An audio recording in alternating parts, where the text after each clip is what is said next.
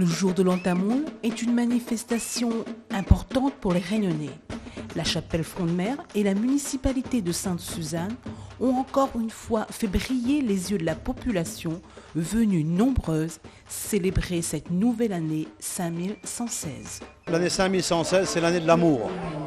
Et je crois que c'est très très important, notamment actuellement à travers le monde, quand on voit les manifestations, les guerres qui existent encore malheureusement, qu'effectivement qu'on cultive cet amour entre les peuples et nous, en tant que Réunionnais, ce vivre ensemble, très important. Ce métissage, ce peuplement. Notre peuplement est venu donc de tout horizon, des 5 continents, de l'Afrique, de l'Inde, de l'Asie, de l'Europe. Tous ces 5 continents se sont retrouvés ici, à La Réunion, et se vivre ensemble. Il faut le préserver. C'est ça aussi le respect de nos ancêtres, le respect de notre culture mélangée. Gérald Achama nous présente le déroulement de la semaine de festivités à Sainte-Suzanne. On a eu déjà l'inauguration mardi, le 14 avril, le jour du Nouvel An. Le 14 avril, devant la mairie, un spectacle avec 12 associations. On fait un superbe spectacle pour marquer ce Nouvel An, proprement dit. Et après, on continue toute la semaine. On a eu, alors mardi, c'était devant la mairie, mercredi à Quartier Français, jeudi à Bacatel, vendredi à la Marine. Et bien sûr, on termine samedi par le grand défilé devant la mairie et le spectacle final au Bocage, son et lumière avec plus de 14 associations et bouquet final, un feu d'artifice. Un menu spécial gastronomie indienne a été préparé par la restauration scolaire.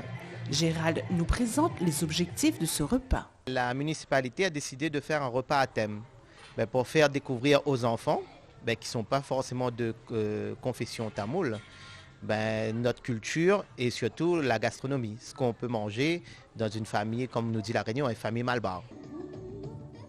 La culture indienne a été à l'honneur dans les écoles pendant cette semaine.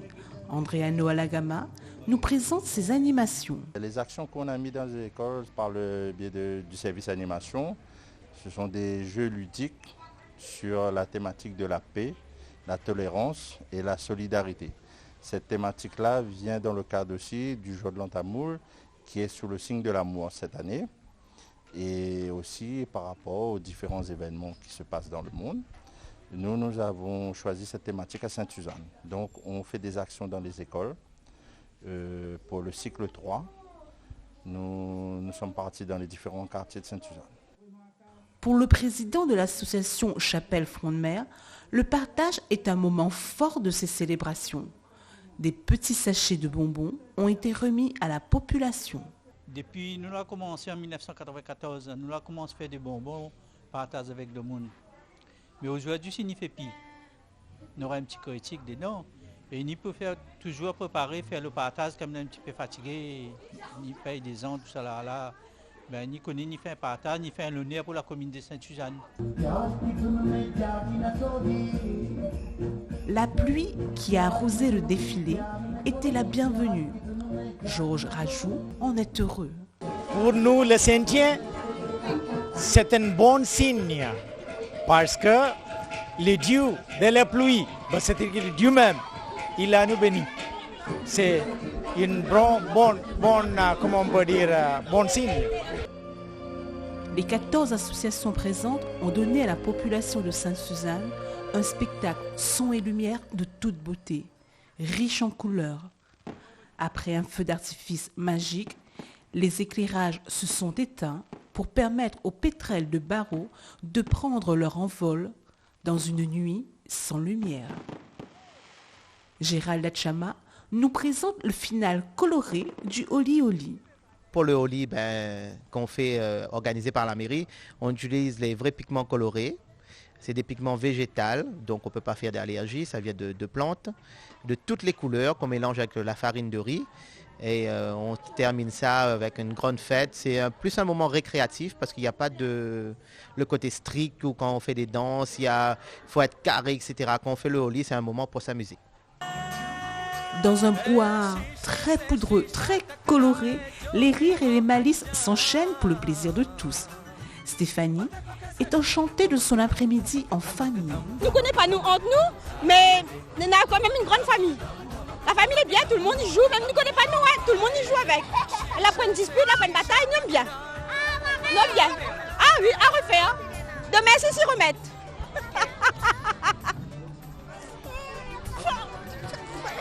Ouais, nous aime. Les manifestations du jour de l'an tamoul à Sainte-Suzanne ont été de toute splendeur. De belles images resteront dans la tête des participants. De beaux moments de tolérance, de solidarité et de paix.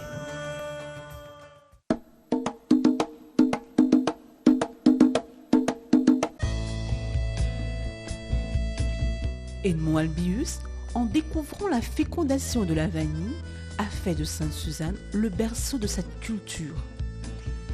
La vanillerie est un des plus beaux fleurons de cette tradition. Bertrand Com nous présente les concours qui ont récompensé sa structure. Au Salon de l'Agriculture, il est décerné des prix pour récompenser les meilleurs produits. Et sur la vanille, il y a un concours, qu'on appelle le concours général des vanilles, où on va tester à l'aveugle des vanilles. Et en fonction des dégustations, certaines vanilles vont avoir des médailles, donc médailles de bronze, d'argent ou d'or, et puis d'autres n'auront rien du tout. Donc cette année, il y a eu 8 ou 10 candidats, et il y a eu une seule médaille qui était octroyée, c'est une médaille d'argent, donc pour la vanillerie. Alors ça, c'est les médailles qu'on obtient tous les ans. Et ensuite, au niveau du concours, ils vont regarder sur les 3 dernières années, les entreprises, cette fois-ci non plus les produits, mais les entreprises qui auront reçu le plus de médailles. Et ils vont récompenser l'entreprise qui aura eu le plus de médailles sur les 3 dernières années. Et 3 années consécutives, la vanillerie était primée pour cela. Donc c'est ce qu'on appelle le prix d'excellence. Pour obtenir ces récompenses, il est nécessaire de maintenir et d'augmenter la qualité des produits. Bertrand Com nous explique les différentes étapes de validation du produit au Salon de l'Agriculture. Alors, il y a un certain nombre de critères. Le premier, c'est les critères esthétiques. On va regarder la beauté de la gousse, sa longueur, sa brillance, sa couleur, sa souplesse. Ensuite, il y a le test olfactif. Donc on va sentir ces vanilles. Et on va avoir des notes qui sont différentes en fonction de l'arôme qui en dégage. Et puis le dernier test, c'est le test gustatif. Donc on va prendre des gousses, on va les fendre, les mettre dans du lait chaud. Et au bout d'un quart d'heure, on va commencer à goûter le lait et sentir au niveau de la bouche toutes les notes aromatiques que peut dégager notre produit. Donc ça, c'est fait par un jury d'experts. Il y a 6 jurés qui sont essentiellement des restaurateurs, des pâtissiers, enfin des professionnels des métiers de bouche. Et ils vont tester ces vanilles à l'aveugle. Les récompenses obtenues chaque année fait de la vanillerie une destination touristique. Les visiteurs qui y affluent découvrent une structure et des produits de grande qualité. Depuis qu'on est ouvert, donc en 2009, on a reçu quand même 5 fois une médaille d'argent et une fois la médaille d'or. Donc quasiment tous les ans, quand nous présentons nos produits, nous avons ces médailles. Donc nos acheteurs savent que s'ils veulent acheter de la vanille de qualité à La Réunion, il faut qu'ils viennent à la vanillerie, puisque le nombre de médailles que nous avons reçues prouve la qualité de notre produit. Et donc nous avons une progression régulière de la fréquentation des touristes et puis des acheteurs locaux, et de plus en plus effectivement d'acheteurs locaux qui ne nous connaissaient pas jusqu'à présent, et puis qui nous découvrent au fur et à mesure. Et maintenant les gens viennent acheter de la vanille sans forcément nous visiter, mais uniquement pour faire de l'achat, parce qu'ils savent que s'ils veulent vraiment une vanille de qualité et originaire de La Réunion, ils trouveront tout ce qu'il faut à la vanillerie. La vanille est un produit d'avenir. Bertrand Com invite les agriculteurs à s'installer et à mettre en place cette culture traditionnelle. Si de jeunes agriculteurs sont intéressés par la culture de la vanille, moi je les encourage fortement à venir chez nous à la vanillerie pour discuter avec nous et voir dans quelle mesure on peut les aider à se lancer dans cette culture qui pour nous reste définitivement une culture d'avenir. En valorisant la culture de la vanille et l'histoire d'Edmond Albius, la commune de Sainte-Suzanne n'oublie pas son histoire. Cette culture traditionnelle ancrée dans notre patrimoine est une porte ouverte vers l'avenir, vers notre avenir.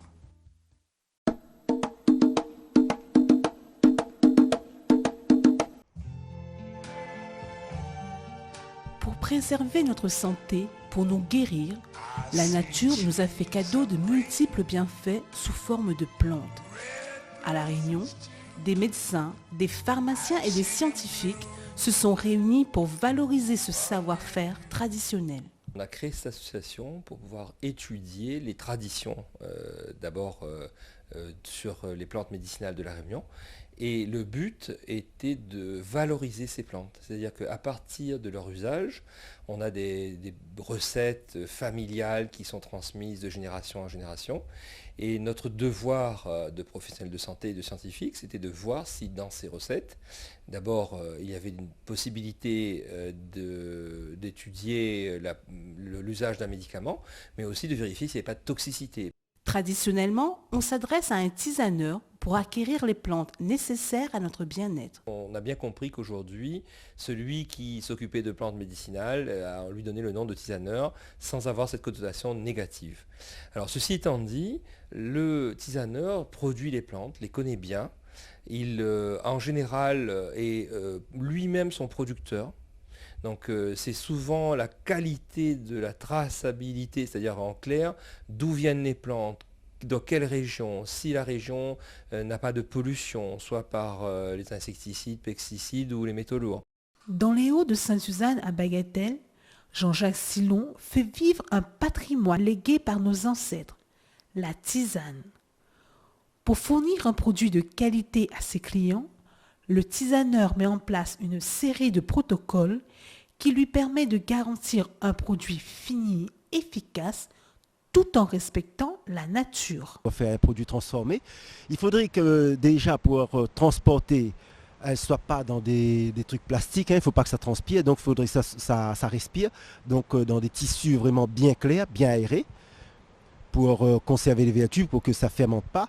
Ensuite, le parage, il est fait un peu sur le terrain, mais après, un deuxième parage. Le parage, c'est trier les feuilles mortes, les feuilles qui ne correspondent pas, tout ce qui...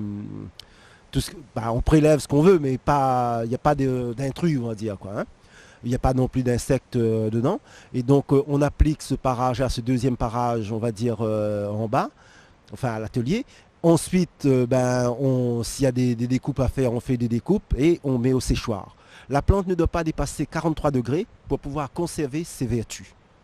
Et ensuite, il y a un temps de séchage, mais ce temps va être, on va dire, déterminé selon le taux d'humidité qui devrait rester dans les plantes pour pas qu'il y ait développement microbien, champignons et même les enzymes bougent pour transformer les vertus, quoi.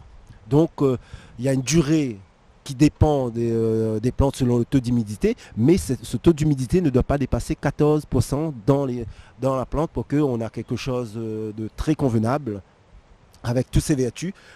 Pour Jean-Jacques Silon, il est nécessaire d'être respectueux envers la nature, de la protéger afin que les prochaines générations puissent en bénéficier. Il faut nos sens en éveil et pouvoir justement être en communication pour prélever de manière raisonnée ce qu'on a besoin pour qu'on ne tue pas la plante, on prend les vertus sans abîmer la plante, on va la stresser un peu, elle va rebourgeonner, mais au moins ça ne tue pas pour qu'on puisse toujours transmettre, on va dire,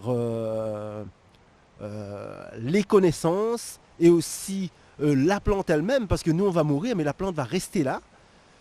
Et donc les générations futures vont encore profiter de dire que voilà, mon père, mon grand-père ou je ne sais qui, combien d'années cueille sur celle-là et ça continue, quoi. On peut continuer justement avec notre communication, notre harmonie avec la nature, on peut justement faire perdurer, on va dire, cette relation.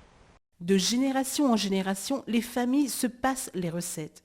Les enfants devenus adultes transmettent leur savoir. Maman, papa t'a fait bouillir pour nous. Et la montre à nous, tu habites dans la forêt. Elle avait cannelle, elle avait le citronnelle, nous avait jardin, des plantes. C'est pour ça que je l'ai connu. Mais jusqu'à maintenant, on a encore un pied cannelle dans ma cour, un pied citronnelle et un pied eucalyptus.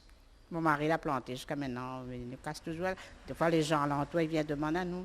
D'après Madame Tounia, une petite tisane fait parfois des miracles. Il prend les feuilles cerises pour la fièvre, il met l'eucalyptus, le yapana, et puis il met les benjoins dedans. Mais s'il ne passe pas, il mange sa docteur.